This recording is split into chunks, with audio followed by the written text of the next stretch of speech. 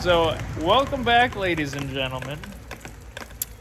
Back on the 51 GMC cab over the cab! Oh, yeah. Wait. Over the engine. Yeah.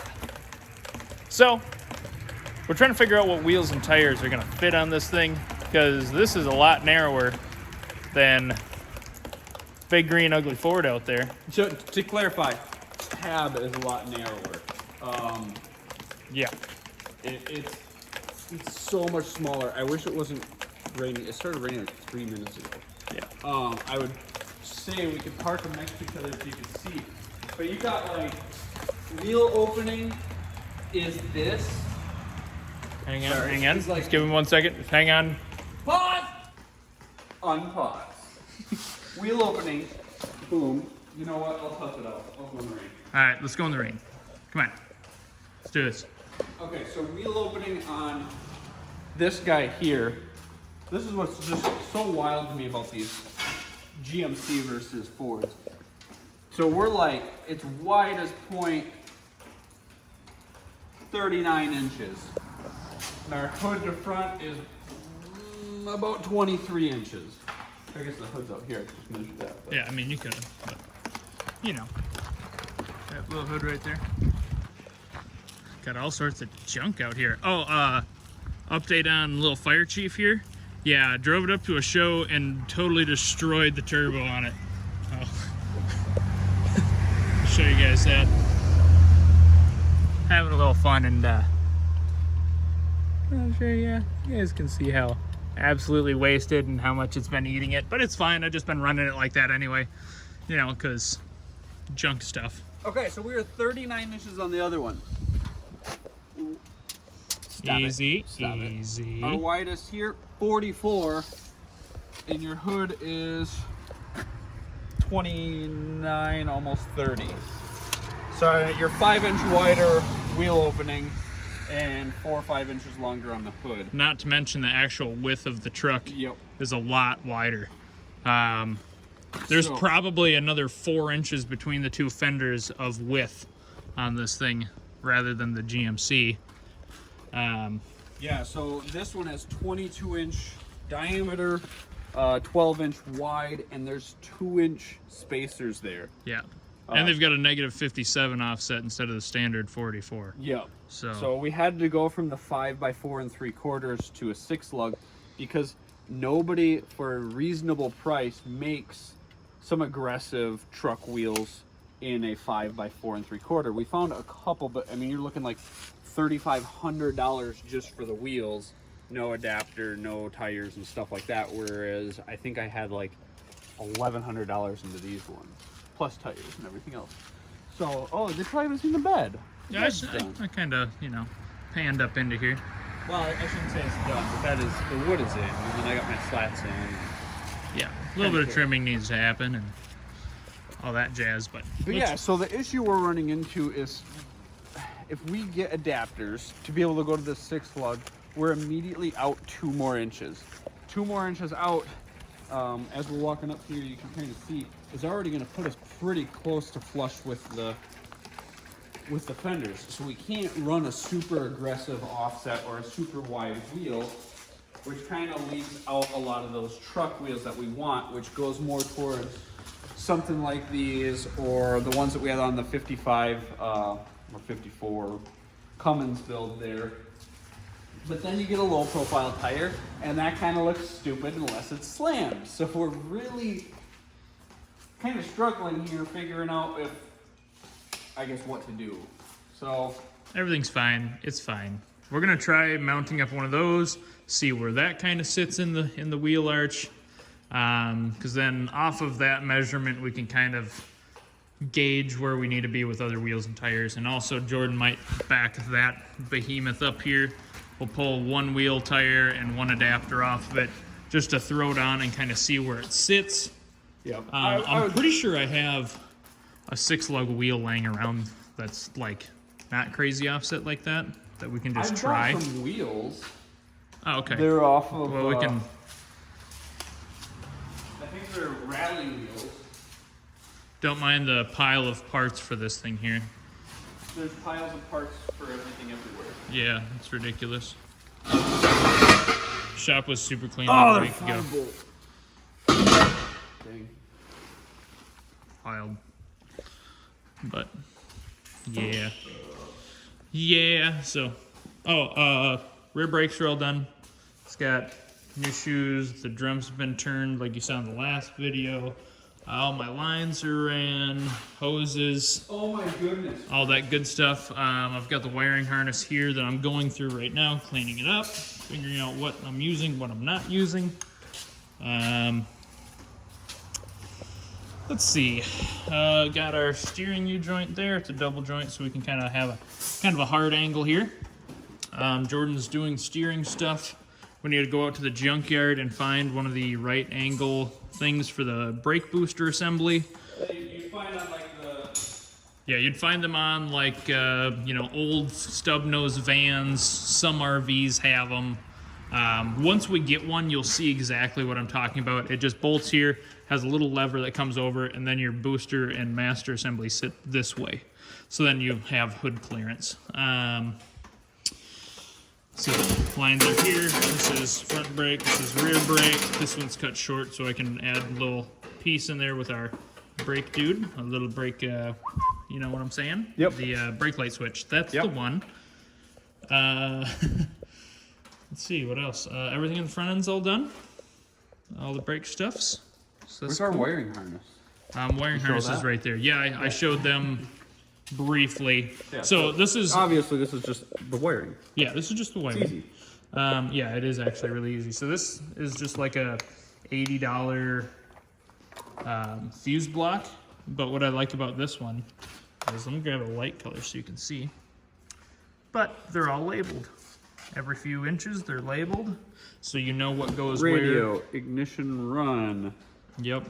Wipers. That's a wiper, So- horn, fuel pump, all that stuff. So it's really nice and easy. All the ones that I have wrapped up into little circles here are circuits that we are not using, but I'm going to leave them long and tie them up underneath the dash. So in case the next owner wants to run, a radio in it, or put electric wipers in it, or what the heck ever else that they want to do, they're going to have the circuits on the fuse panel and be able to do that. But we only need like 6 wires out of this whole thing, so. Another thing, I think we showed in a couple of our other videos, we really have gotten on a kick of liking tidy wires. So Christian went on, I think just Amazon, and bought some wire loom. We'll show you later. It's the nice crap that is kind of like a Chinese finger trap. You push together, it gets bigger, slide all this through, tighten it up, get some cloth tape. I think each roll was what, $5-10? Yeah, I think so. It was super cheap, but Yeah, and it's then well worth it. It takes you another hour on the wiring just to get everything all nice and loomed, but it looks 100 times better. And I mean that's like everything. It's gonna add a total of an hour, but you don't have dangling wires. You don't have all red wires, so yeah, it doesn't look stupid. So just one of our little recommendations if you want your thing to look clean, tidy, and not be like a pain in the trash. butt. So yeah.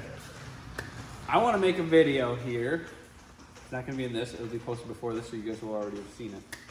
I want to do the showing off that brake line tool. Okay, well, we're going to do that right like now. Okay, so as you see, I kind of got the wiring laid out, how it's going to run. So we've got coil power, we've got our fan, and then we've got a starter wire here. This will just go down and actuate the starter.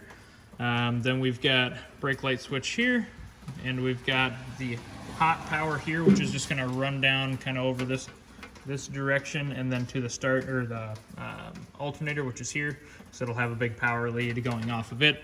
We're not drawing that much power, so I'm not too worried about it drawing through that versus something else. And Jordan's taking the camera off, so it's pretty simple, easy stuff. And we've got just a few wires inside here. These are not outside, they're inside ones. So this will go to our ignition and start on the, well actually both of these will go to the key on position to power all of this stuff. And then also this one here, this is for the lights. So all really simple. I mean, literally, like I said, we're gonna need probably 6 wires. We have 3, 4, 5, 6, 7, 8 wires. On this setup, Christian, headlights and taillights run off the same wire, or do they have their own fuse? Headlights and taillights will run on the same fuse, but the brake lights are on there separate. Okay. Do they even run off the same? Because you said lights on blue. Is this run headlight and taillight, and we split off of it? This here goes just to power the switch. So this will go to the switch underneath the dash, and then from underneath the dash, we'll run our wiring out to the headlights, and then out to the taillights. Yep. So this is fused, just hot power coming from a fuse. Got it. So then we just run them to our headlights. I got to get that all pulled out here as well. I'll have to get all that stuff before we go too much further on, wanting to loom anything, of course, because we want to make sure it's all here prior to, that kind of stuff. But it's fine. Everything's going nice and easy. I got to get the wiring out to the headlights real quick, and then run it out to the back for the tails and get all that loomed, and then I can button up this stuff up here. But we'll probably take this piece off here. Yeah, so then we can actually get in easy for our motor trans. Right. I don't think. Yeah, we have to. Originally we had talked about pulling the cab back off to do all that. I don't think there's a point, to be honest. I think if we pull this, there's plenty of room. Yeah, then we'll just be able to slide in and out very, very easily. Yep. Only thing that sucks is I really want to get the grill back in and the hood back on, but you can't do it until motor trans is in. Yep. So, yeah, like Christian said, we'll button up the steering, pull headlights out. We got new ones, LEDs, so we'll put those in and kind of get wiring settled up front, wiring ran to the back, and as much as we can do the motor and trans. Motor's not here, trans is still being located, so. Motor's here. Oh, it is? It's in the back of my car. Oh. It's in my Jetta wagon. Black wagon. Right up. Gotta love Jetta wagons, man. You can just throw an engine right in the stupid thing. Cool. So I guess motor's here. Yep, motor's here. We just gotta pull it out of it, or out of there, get it in here, get it cleaned up, re-gasketed, painted. Well, I guess at that, realistically, the motor could come in even when we don't have trans. We just get behind it. Maybe not. We got time. Well, there you have it. We'll keep cracking at the next thing and update you guys in a bit.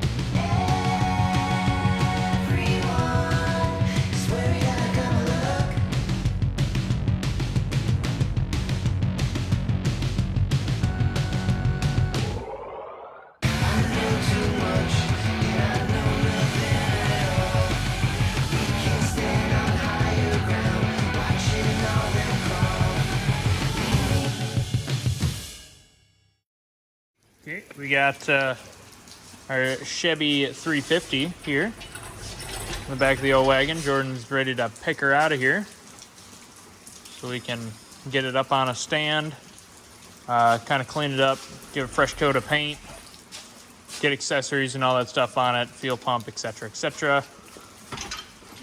And then, once we get the trans, we can shoehorn that whole sucker right into there where she's gonna live for the rest of her life. Or until the next guy pulls it out to do something way cooler with it.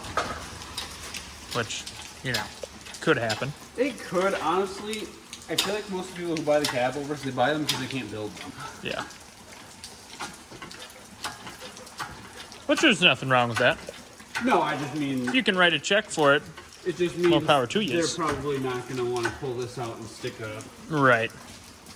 I mean, I guess maybe they'll pay and have a 454 done or something, but you aren't going to put a Cummins in this because you aren't fitting it under the hood, and you're really not going to buy something like this to mid-engine swap it. We'll do your mount. Right. You just buy a project and go from there. Beautiful. Just beautiful. Dun, da, da, da. Look at that. It's already got a mini starter on it. Wow. Wow. Whoa, it's got oil filter? Wow. Yeah, so, yep. Most common 350 small block casting number. Yep. And then you can see right up here, this means that it's out of a vehicle. Yep. Can't read any of it. We don't know what any of it really means anyway. No, but the internet does, so. The internet is a handy piece of equipment. Oh, and then I got some sick valve covers too that are in there. They're Mickey Thompsons. Small MTs.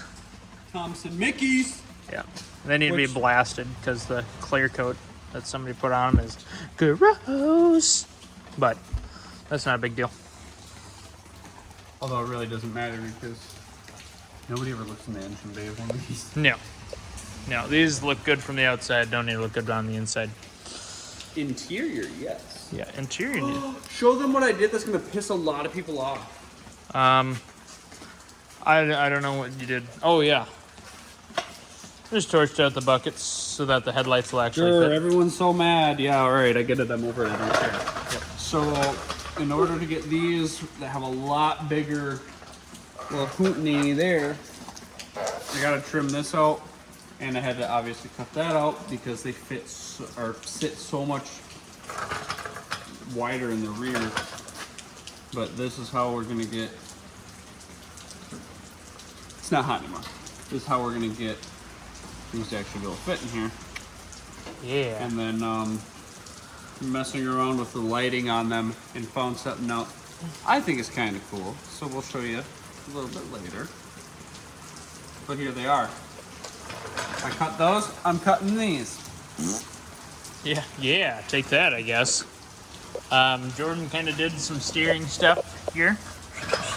We got to get a Heim joint off of here to support this whole thing, and then it'll probably be okay-ish. We'll run one also on the column part of it. So one somewhere around here off of this, and then one here as well. But I think it'll work pretty good. Yeah, I would have really okay-ish. liked to have had seats in it so you could sit down and feel. It's kind of one of those things that you're really limited on where that column can go, where that steering shaft can run, to where you get what you get, and the seats just fit. Yep.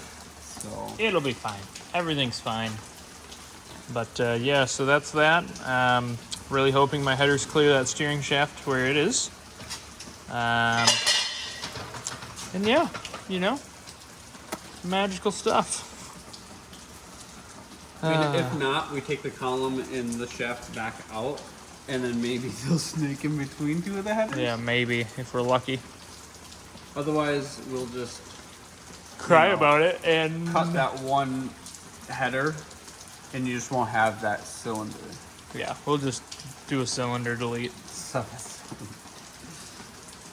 Yeah, it'll be good. We'll get it figured out. this is how concerned I am about it. Same.